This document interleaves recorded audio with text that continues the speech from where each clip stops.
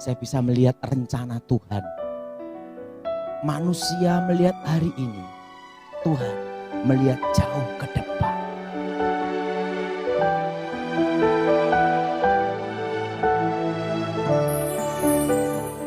Nah, hari ini akan kita bahas tentang rencana Tuhan. Apa saudara? Selama kita hidup, kita pasti ada masalah. Dan hidup kita adalah untuk mengatasi masalah. Amin. Bahwa hidup ini adalah untuk mengatasi apa saudara? Masalah. Nah, sering kita waktu kita bertobat percaya Tuhan Yesus, kita berpikir kalau kita ikut Tuhan, itu seperti jalan tol. Tanpa hambatan. Dan semua adalah enak karena ikut Tuhan. Betul? Betul? Demikian waktu saya bertobat. Waktu saya pertama kali bertobat, Gilbert berkata sama saya, kamu harus sekolah Alkitab. Aku ingin tahu apakah kamu betul-betul bertobat atau nanti kumat lagi. Wah, saya pikir, ya udah, saya sekolah Alkitab. Saya berpikir, sekolah Alkitab itu sekolah para malaikat. Karena saya kan dulu bekas pertapa, hanya Jopo Montro. Nah, tiba-tiba disuruh sekolah Alkitab. Nah, saya kira sekolah Alkitab itu sama dengan pertapaan saya dulu. Nah, saya kira sekolah Alkitab itu semua haleluya, haleluya, haleluya. Nah, saya masuk sekolah Alkitab. Hari pertama, sandal hilang. Saya berpikir, kalau ini rencana Tuhan, kenapa saya dikasih tempat sekolah sialan ini? Saya angkat koper, minggat. Waktu saya minggat, Tuhan bicara sama saya. Kembali kamu ke sekolah Alkitab, karena aku punya rencana dalam hidup kamu. Walaupun saya dongkol, saya ikut petunjuk Tuhan, balik lagi.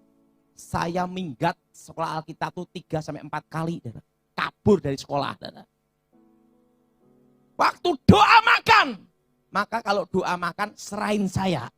Lebih profesional. Pasti cepat, padat, singkat, aminnya cepat. Kenapa? Waktu doa. Tuhan Yesus berkati makanan ini. Buka mata, hilang semua. Makanya saya kalau doa selalu tangan saya gini. Kenapa? Sudah terlatih. Kenapa? Waktu sekolah Alkitab, lauknya hilang semua. Wah, saya pikir, wah ini kacau bener, ini sekolah. Dan apa yang terjadi? Ya udahlah, kalau ini memang panggilan Tuhan, saya ikuti aja. Kok rencana Tuhan, kenapa saya ditaruh di tempat seperti ini? Waktu itu tes berkhotbah. Wah, tes berkhotbah. Homiletik, hermeneutik, tafsir Alkitab. Guru saya sekolah gini. Daud, kamu khotbah bagus sekali. Alangkah baiknya kalau tidak khotbah. Hanya modal suara lantang aja enggak tahu arahnya. Aduh, gimana ini? Waktu tes pujian penyembahan. Wah, nyanyi-nyanyi. Guru saya ngomong, suaramu ancur. Saya khotbah enggak bisa, nyanyi enggak bisa. Mungkin yang ketiga, ada peluang saya untuk sekolah minggu. Saya ngajar sekolah minggu, bubar. Langsung saya berpikir, bagaimana masa depanku? Betul? Katanya rencana Tuhan memberikan masa depan. Apa masa depanku? Apa yang terjadi? Alkitab berkata, kalau engkau dalam kondisi seperti itu, carilah Tuhan. Maka engkau menemukan Tuhan. Saya cari Tuhan. Berjam-jam berdoa 5-6 jam. Tiba-tiba ada suara. Daud, Daud, Daud, Daud. Saya buka mata. Kenapa buka mata? Karena di tempat saya sekolah Alkitab, banyak yang sering ngerjain. Misalnya ada anak baru bertobat. Tuhan ampuni dosaku. Temennya di belakang berkata apa? Sudah ku ampuni anakku.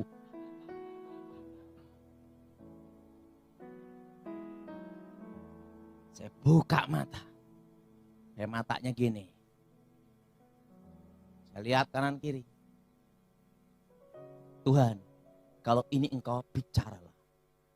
Tiba-tiba saya lihat atap itu hilang. Yes. Yes. Daud. Jutaan manusia sudah menantimu. Tuhan, aku tidak bisa nyanyi.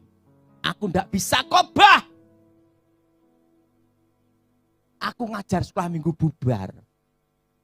Tidak ada masa depan untukku. Tuhan bicara sama saya. Aku tidak cari orang pandai. Dan tidak cari orang bodoh. Aku mencari orang yang mau kupakai. Tuhan, daripada tidak ada yang pakai aku, pakailah.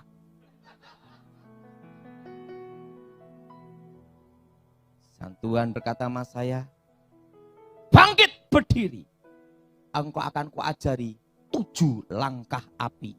Karena engkau akan disebut penginjil api. Bangkit berdiri, tangan saya gerak semua. Mulut saya langsung berbahasa lidah, teknik berkhotbah. Jadi saya langsung hari itu juga langsung bisa khotbah. Nah, saya turun dari tempat itu. Saya cerita sama teman saya, sama kepala asrama. Saya ketemu Tuhan sendiri. Jutaan manusia menanti saya berkhotbah. Kepala asrama ngomong, jadi yang teriak-teriak malam ini bikin orang susah tidur, itu kamu ya? Disetrap. Wah. Kenapa saya khotbah tidak mau pakai jas dan lengan panjang? Itu ada sejarahnya. Tuhan berjanji, jutaan manusia menantimu. Tiba-tiba saya dapat undangan khotbah yang pertama kali. KKR Daud Tony. Kalau Tuhan berjanji jutaan, minimal sekali khotbah belajar ribuan. Betul? Saya pakai jas, pakai lengan panjang, pakai dasi. Begitu nyampe situ, yang datang 2 orang. 2 orang saja, 1 orang gila, 1 orang normal.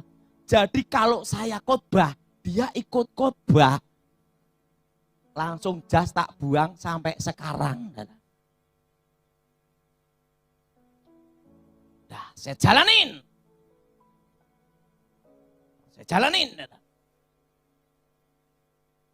Tiba-tiba rektor panggil saya. Mau wisuda. Daud, ada apa tuh? Pak Pontas, sebenarnya kamu tidak lulus. Hah? Tetapi kalau tidak diluluskan, muridnya tinggal 4. Karena anugerah keselamatan dan belas kasihanku, engkau kunyatakan lulus.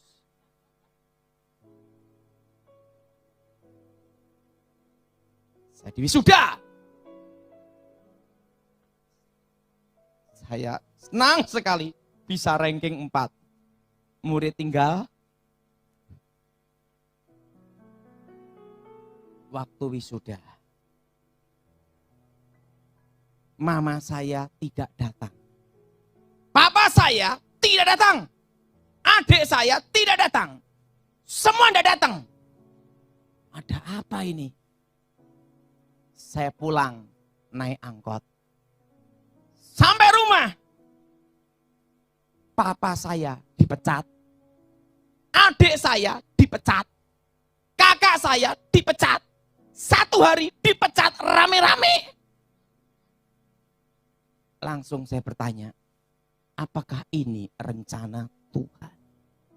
Kalau rencana Tuhan, kenapa saya seperti ini? Tapi saya tahu, kalau saya stres, mereka stres, 1 keluarga gila. Harus ada 1 yang bangkit.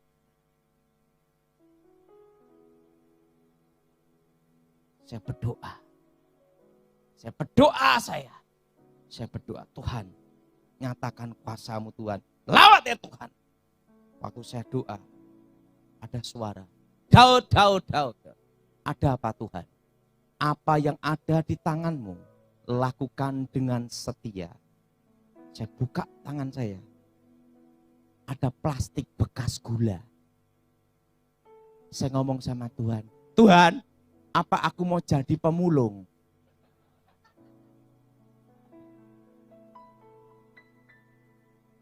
Tuhan bicara, dengan tanda inilah kamu akan menang. Shot salib.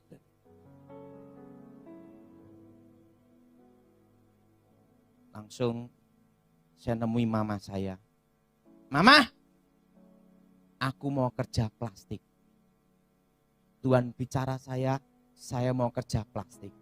Ingat, justru kadang sekitar kita tidak mendukung kita. Mama saya ngomong apa? Daud, di antara anak mama, kamu yang paling goblok. Kamu sekolah pun pupuk bawang. Lulusan. Memang saya tuh matematika sampai sekarang enggak ngerti. Tapi duit ngerti. Mama, tapi saya punya Tuhan. Berilah aku kesempatan untuk aku berdiri tegap dan aku maju tanpa menyesal. Mama saya kasih saya, Daud, ini uang 100.000 rupiah untuk kamu. Tahun 96. Kalau kamu berhasil, berarti Tuhan menyertai kamu. Tapi kalau gagal, modal terakhir. Karena kamu anak bikin susah. Mah, aku kelilingan plastik. Perlu motor. Daud, ini ada motor Poswan. Kita sudah tidak bisa bayar kreditnya. Kamu yang lanjutin. Hah? Udah 100.000, bulan depan suruh bayar kredit. Saya berdoa. Uang 100.000 saya gembalong beli di toko kilat plastik. Dapat 25 kilo HD, saya masih ingat itu. Kresek. Saya ngomong sama Tuhan, Tuhan, tolonglah saya. Saya angkat plastik sendiri dan saya berdoa, apa yang harus saya lakukan? Ingat, apa yang dilakukan dengan doa itu ada kekuatan. Tuhan bicara sama saya, pergi kamu ke satu tempat. Engkau akan ku ajari bekerja. Saya angkati plastik naik motor itu. Gimana Tuhan? Kamu jualan di tempat simbok-simbok itu. Naik itu motor, nawarin plastik ke simbok-simbok itu. Sehariannya untung 2.000, 3.000.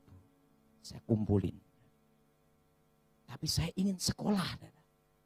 Saya sekolah. Mau sama kerja gitu. Saya sekolah teologi. Ikut ospek. Udah latihan ospek sama kerja nih Dada.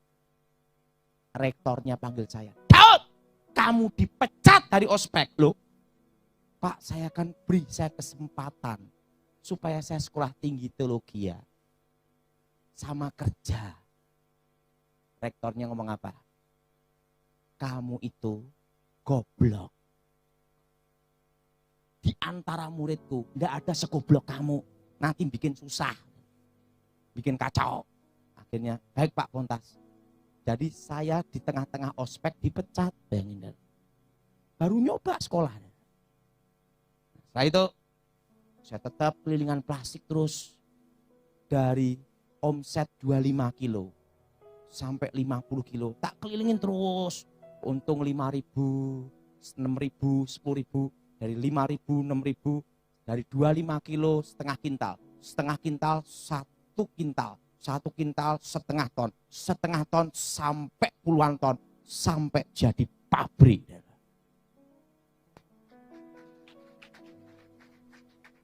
Dengan tanda salib inilah kamu akan menang.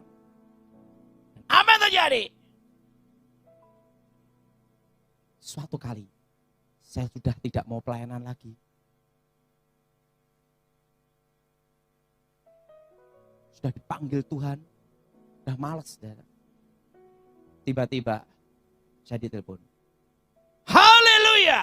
Daud Tony, kaget saya. Daud, ingat saya? Gilbert, wah Gilbert lumayan dong. Ya, ada apa Pak Gilbert?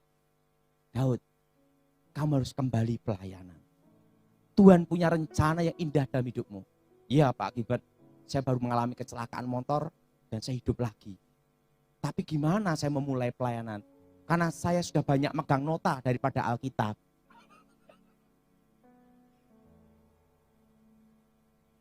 Daud, Tuhan punya rencana atas hidupmu. Kamu ke Jakarta. Aduh, Jakarta. Saya ngomong sama Tuhan. Tuhan, kalau Engkau memberi aku kesempatan untuk pelayanan ini, jadilah.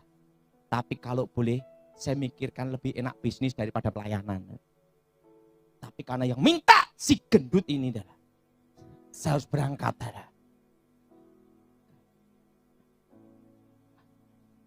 Saya tuh manusia hanya satu di Indonesia yang saya segenin. Hanya si gemuk itu aja.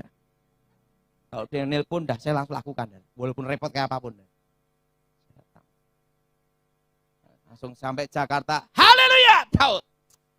Ada apa? Yang saya khawatirkan satu aja. Dikirim sekolah lagi. Daud, Tuhan punya rencana atas hidupmu. Kamu khotbah Daud, kamu kesaksian. Pak Gilbert, aku udah lama ndak khotbah. Aku udah lama ndak ini. Daud, Tuhan punya rencana atas hidupmu. Tapi saya mau khotbah apa untuk memulainya? Karena taunya saya nota sekarang. Gini Daud, kamu taunya apa? Saya hanya tahu satu Pak Gilbert. Setan. Gilbert diam. Daud, ada seorang anak muda. Semasa kecilnya, dia ingin mengetahui tentang virus. Dari kecil sampai muda, sampai besar. Dia tekunin virus terus. Sampai jadi profesor doktor virus. Kamu kan taunya setan. Udah kamu khotbah aja tentang setan. Setan terus. Tidak usah ke kanan, tidak usah ke kiri. Tapi pesan saya, jangan setelah itu kamu jadi setannya sendiri. Saya pegang Alkitab saya. Pegang Alkitab. Saya gledek gini, kenapa Dara? Apakah saya masih sanggup untuk membuka ayatnya, masih apa enggak? Gitu lah. Pak Gilbert, saya khotbah pakai ayat apa? Daud, tenang aja masalah ayat. Ini ayatnya, tinggal kamu ngoceh. Tinggal kamu ngomong aja. Kamu kesaksian, kasih ayat ini. Baik. Saya kesaksian, saya khotbah yang ngasih ayat Gilbert.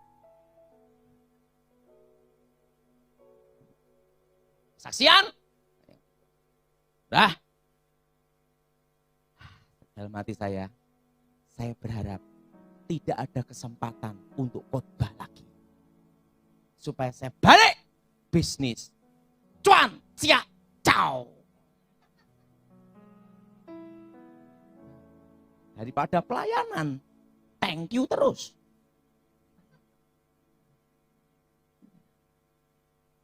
Daud, sebelum pulang, kamu bikin buku dulu. Gimana cara bikin bukunya Pak Gilbert? Saya kan taunya nota. Ayat aja mbok kamu tolongin. Bagaimana bikin bukunya? Udahlah. Yang tadi kamu khotbah pakai ayat yang saya kasih. Direkam udahan. Kasihkan, tinggal dibikin buku. Gitu aja susah. Ya udah. Direkam, ditulis sama Yonatan Prawira. Judul bukunya Dunia Roh. Jadi, ini Pak Gilbert, dalam hati saya, supaya si gemuk ini tidak nanya-nanya terus. Tak kasih buku itu, saya pulang. Saya berharap jangan sampai dipanggil lagi. Tidak taunya sama temennya Pak Gilbert, dicetak, diterbitkan. Buku itu terjual 1 juta kopi. Mau tidak mau, saya harus mempertanggungjawabkan buku itu. Disuruhlah seminar di Pluit. Karena saya belum siap, kan belum tahu, kan direkam. Jadi dari pagi sampai malam bajunya 1 tok. Di CD itu 1 tok bajunya. Nah, buku itu terkenal sampai Amerika, sampai berbagai tempat. Mau tidak mau, saya harus mempertanggungjawabkan buku itu. KKR seminar, KKR seminar, KKR. Tapi saya mikir ke pabrik plastiknya piye. Karena plastik tidak bisa ditinggal. Itu kan 3 sip, 24 jam. Sekali delpis tebel tipis, returnya berapa ton rugi. Waduh, disitulah bingung antara panggilan dan duit. Maka lebih baik dipanggil Tuhan itu waktu susah. Kenapa? Tidak langsung mikir, langsung jalan, betul? Tapi kalau dipanggil Tuhan, pas nggowo bawa duit banyak, mikir 10 kali. Betul? Antara panggilan dan duit. Betul? Aduh, gimana gini? Saya lihat, kalau saya jual pabrik ini, aku gimana? Karena pelayanan banyak proyek, thank you.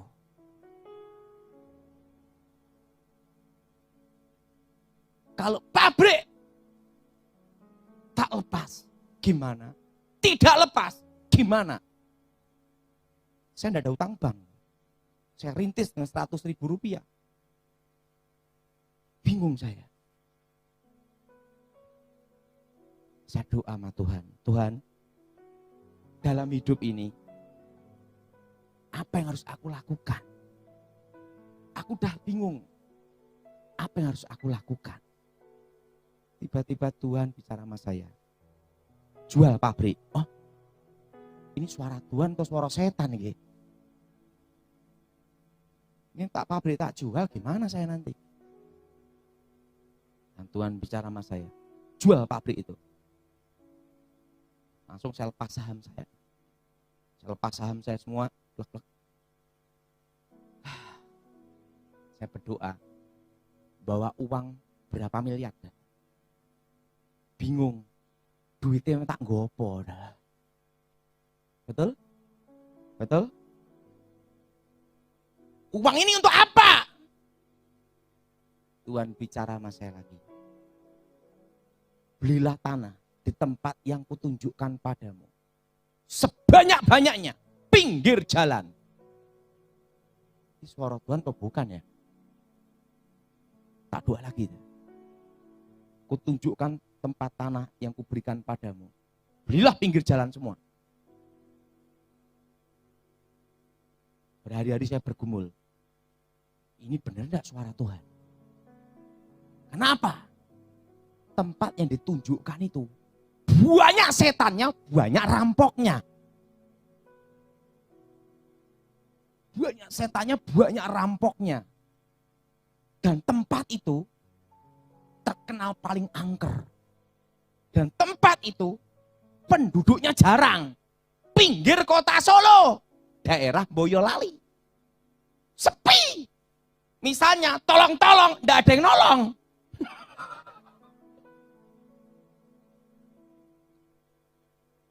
Tapi daripada saya bawa uang berapa miliar ini, bingung juga, betul? Udah. Saya langsung beli tanah. Pinggir jalan semua. Nah, pinggir jalan, uang habis.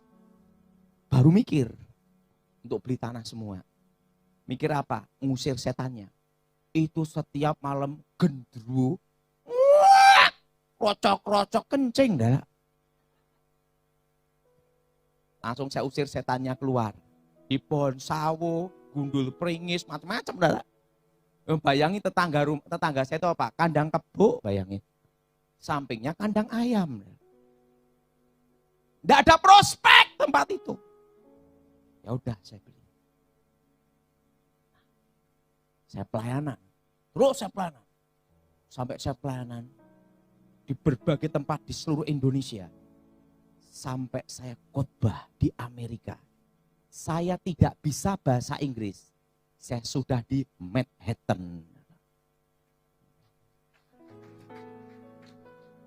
Saya sudah 5-6 kali di Amerika.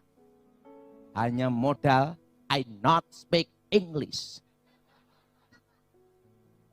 Suatu kali saya di imigrasi. Ditanya, what is your name? No. Saya tahu, you crazy? Yes. Saya tidak tahu apa artinya waktu itu. Langsung, get out. Lolos. Karena yang imigrasinya pusing nanyain saya terus sejam. Ada yang pinter bahasa Inggris. Weng. Ditahan 6 jam malahan. Saya yang, mungkin dia pikir, ujung-ujungnya nanti juga pasti balik. Siapa yang mau bisa dia bahasa apa gitu. Bahasa Tarsan apa. Saya udah 5-6 kali di Amerika. Saya khotbah di New York, Boston, berbagai negara bagian. Saya khotbah ke Australia, khotbah ke Hong Kong, berbagai negara. Tuhan bicara sama saya.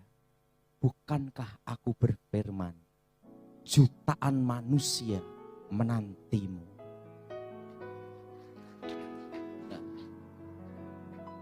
Apa yang terjadi? Tiba-tiba berapa tahun kemudian ada truk, bulldozer, traktor, kono bogi. Kok kayak truk besar ini kabeh lah di tempat saya. Nggak taunya apa? Mereka bikin jalan. Nggak taunya tempat saya itu dekat pintu tol. Pintu tol. Saya nyesel sekali. Kenapa beli nggak banyak sekalian? Saya beli itu dapat 30 sertifikat sampai itu. Pinggir-pinggir jalan itu. Nah, saya buka franchise Alfamart. Saya buka untuk bisnis-bisnis itu. Saya bisnis tanah. Kalau saya bisnis tanah. Nah, di situ saya lihat Tuhan itu baik. Orang rajin, orang pandai, lawannya satu. Hoki. Betul? Tiba-tiba Pak Pontas panggil saya lagi. Daud, sini. Ini yang mencat saya ini. Kamu mau sekolah lagi enggak? Langsung dia ngomong gini. Daud, di antara semua mahasiswa sekolah Alkitab, mahasiswa S1, S2, tidak ada yang segoblok kamu. Tetapi di antara mereka tidak ada yang muncul sehebat kamu. Aku sendiri Daud bikin buku 1 enggak laku-laku. Kamu sampai laku dan bestseller. Tahu enggak Daud? Suatu kebanggaan dalam hidup saya. Waktu saya diundang khotbah. Pak Pontas, apakah Daud tahun itu muridmu? Pasti.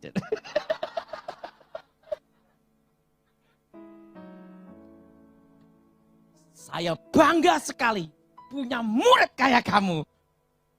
Tapi kenapa Bapak mencat saya?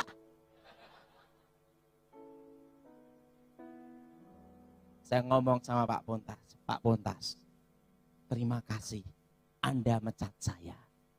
Kalau Anda tidak mencat saya, mungkin gelar saya MA, mahasiswa abadi.